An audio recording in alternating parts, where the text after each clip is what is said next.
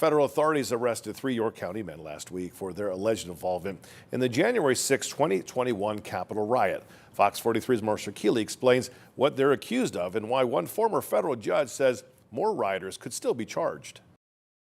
It's been more than 3 years since rioters broke into the U.S. Capitol, disrupting the certification of Joe Biden's 2020 presidential victory. Federal investigators are still bringing cases against people who may have been involved, a fact former federal judge John E. Jones isn't surprised by. This is a typical wide-ranging FBI investigation. Federal authorities arrested three cousins in York on May 30th. Investigators charged Tyler Henson, Stephen Oseen, and Jamie Charlesworth, seen here in U.S. Capitol surveillance footage, for entering or remaining in a restricted building, disorderly conduct, and picketing in a Capitol building. Every inch of the Capitol grounds is visible by camera, so they're enhancing those videos, looking at people. A few weeks after the Capitol riot, court documents show investigators received a tip about a video posted to Henson's Facebook page showing him in a large crowd near the entrance to the Capitol. Authorities claim Henson's also seen in body camera footage outside the Capitol before security footage shows him entering the building through a window near the Senate wing doors. In an interview in August of 2021, Henson reportedly admitted to investigators he'd traveled to Washington, D.C. on January 6 with his cousins,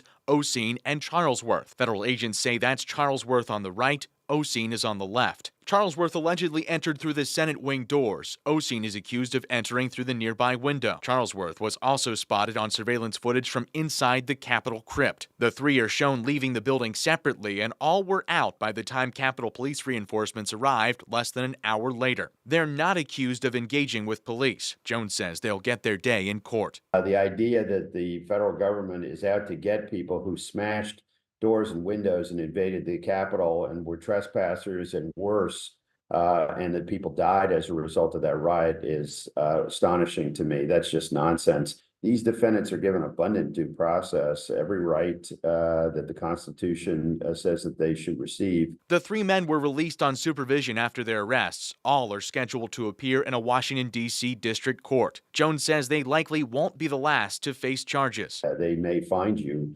eventually, even if you haven't been charged to this point. I think the investigations clearly will go onward. Marshall Keeley, Fox 43 News.